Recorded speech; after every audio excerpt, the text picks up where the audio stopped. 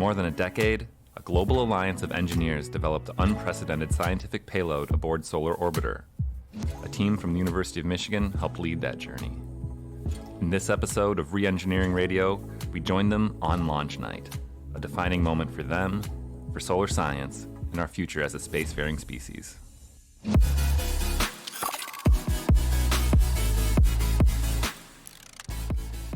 On the night of February 9th, an international family of collaborators passed through Kennedy Space Center's security entrance.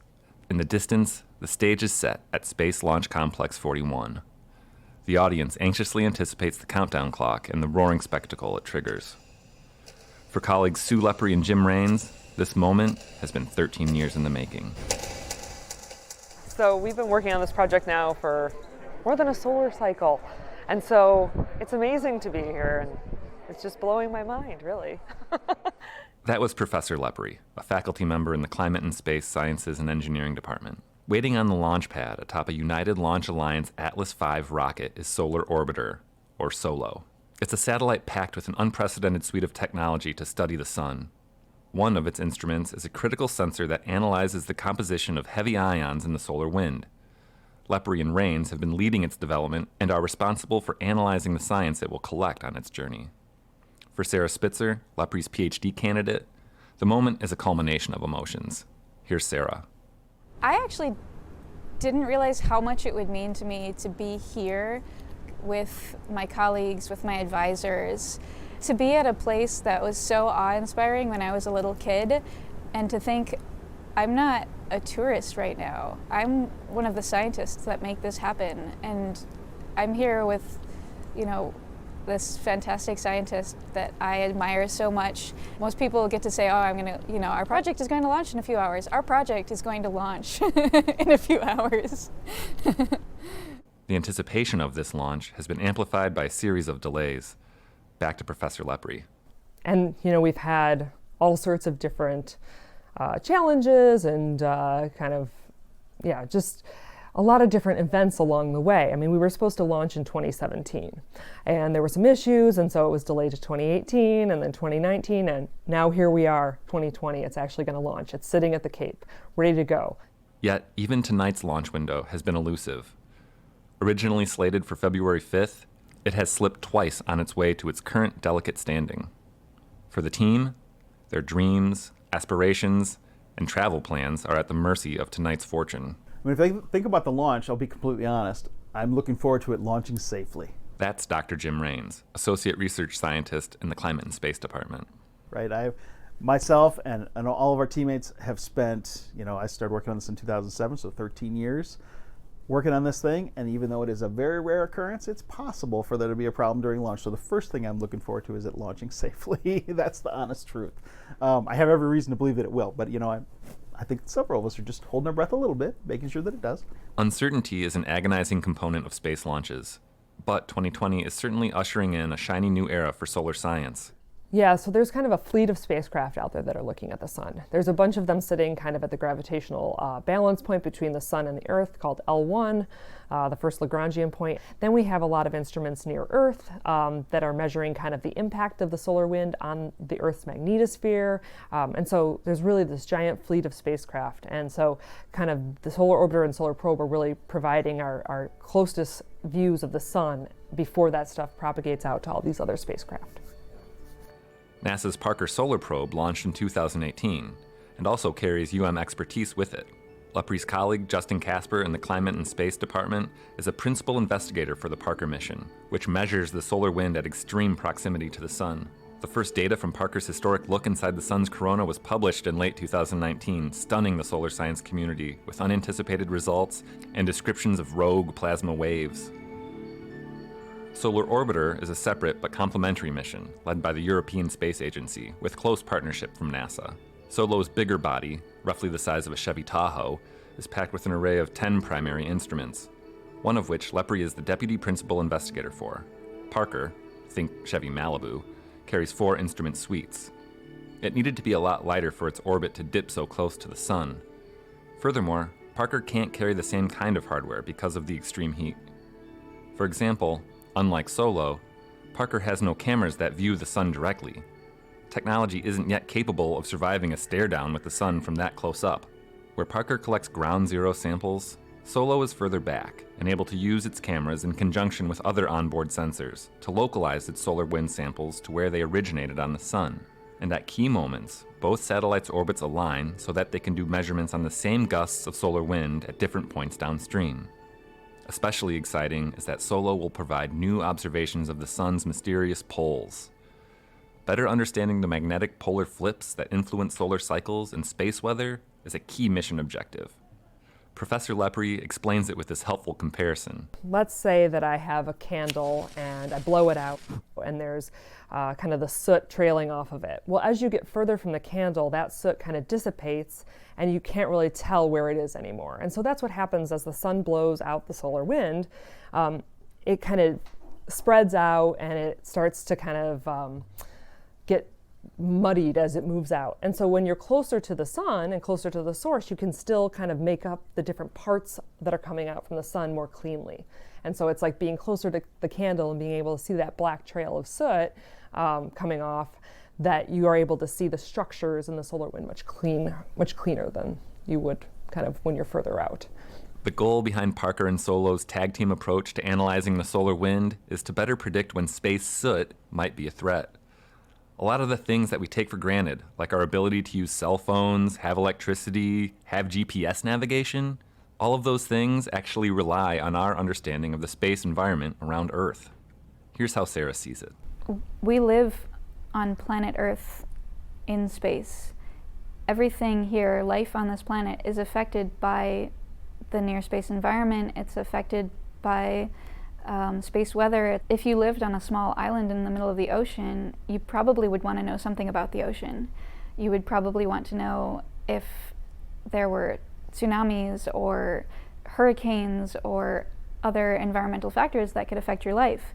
And so living here on Earth, we need to understand space. Our ability to predict space weather is also important as humans spend more time in space. Dr. Rains gives this example. The idea of sending humans to Mars, for example, which is there's a lot of talk about now. I mean, one of the big things that's holding us back is because we don't have any way to predict the space weather environment, which some of the aspects of space weather are these high energy particles that are near relativistic that basically penetrate right through metal shielding unless it's substantially thick, and can damage people in the same way that X-rays can, and those sorts of things. And so that's one of the things that holds us back. It's not the only thing.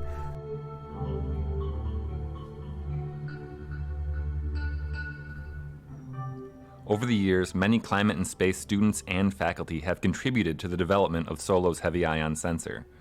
Lepre and Rains have always been there, helping design the original proposal back in 2007. At that time, their advisor was Dr. Thomas Zurbuchen, the current Associate Administrator for the Science Mission Directorate at NASA. Although responsible for an array of other NASA projects, the UM team and Solo are still close to his heart. And on launch day, he happened to be close by. Although planning to attend the launch in official NASA capacity, Zurbuchen was able to connect with his former students.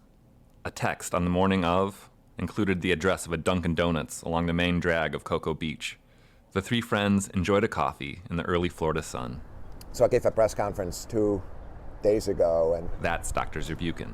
And the project scientist from Europe said, "I love every instrument the same way." I said, "I don't. There's one that's much more important than all the others."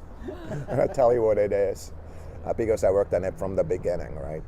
The team we had at the time, I'm sure you have a same kind of quality team, but I think back to it fondly, right? We had, like some kind of negative thinking engineers. We want those. You always want the squeaky wheel in the room, not outside of the room. It's going to find the problem. And then you have the amazing optimist, like, of course, no problem, until like the next day where they find the first one. That's right. And then, It's true. you have all of them. No, you don't want all the people that are Oh, hell. Yes, They never find the problem. And also not only squeaky wheels, Right, because right. otherwise you need a psychologist for the team. Yeah. I think Sue is more of the optimistic kind, right? It's kind of this is possible. Let's go make it happen.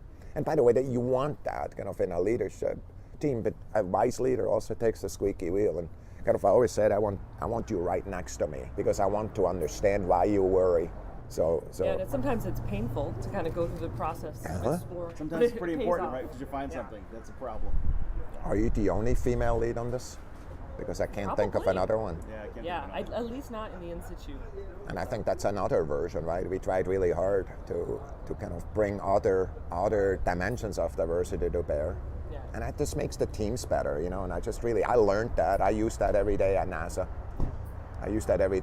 Kind of what I learned at Michigan during these kind of things, the messenger, the activity for this one. So I'm really proud of you guys for pulling it off. It's all you, right? I mean, I was just there at the beginning. You did It's well. the whole team. Yeah. No, I mean you as the team. Yeah. I mean, I was there at the beginning, and I'm really excited that I was. Makes me feel proud, but you did it, so it's cool.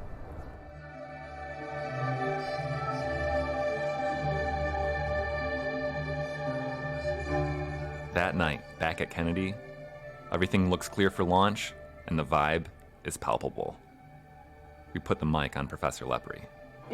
It's amazing because, first of all, I'm here with my old advisor, right? And to be here with my students, and Sarah, and it's just like an experience that, as a grad student, I would have been, just floored by. I mean, it's great, like, people, that we've worked with for so many years, like, all their parents are there. It's like, it's unbelievable, like, project manager from, Southwest shows up with his parents, and then the systems engineer has, his parents, and then I've got my mom, and it's just, that whole family idea, like, it's just really comes to the forefront because here we all are, we've brought our families, and we're just all together to enjoy this. And so it's awesome. And for my kids to be here and see this, I mean, they're 11 years old. I didn't have this opportunity, like, I hope they really cherish it.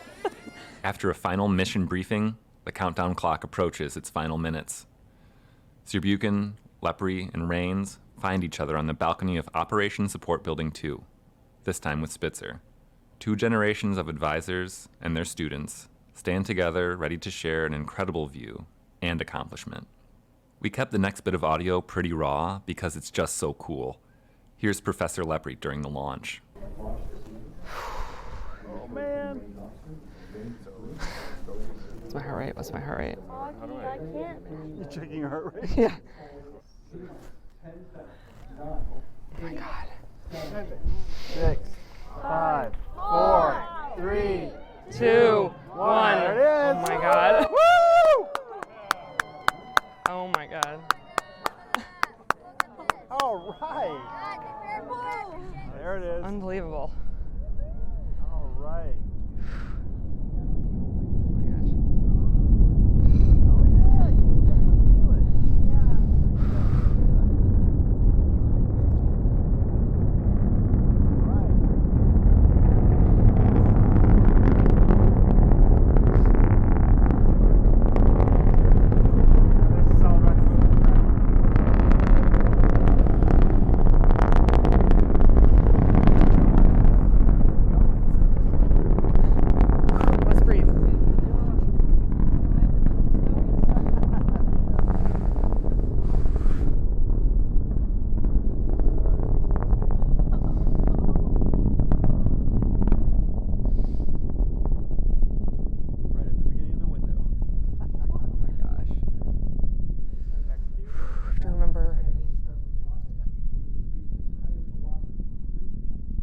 Remember to breathe.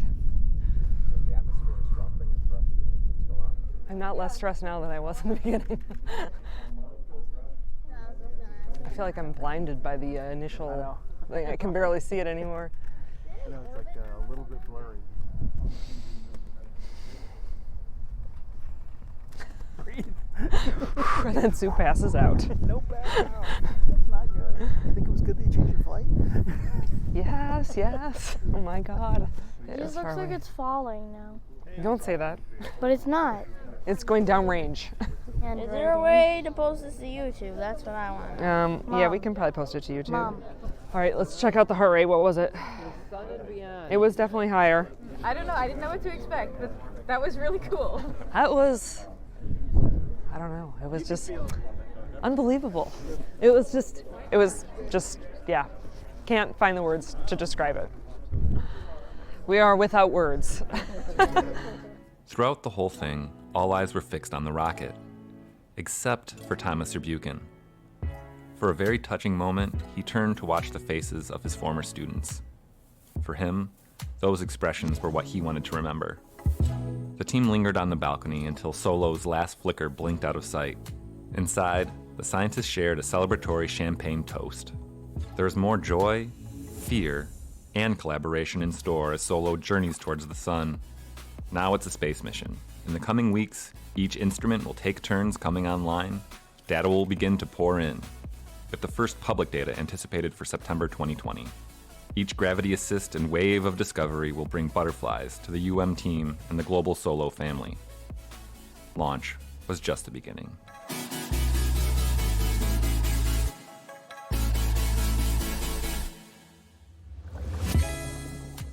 Thanks for listening. And hey, one more thing before you go. Please subscribe to Re-Engineering Radio. And if you have a minute, drop us a review. See you next time.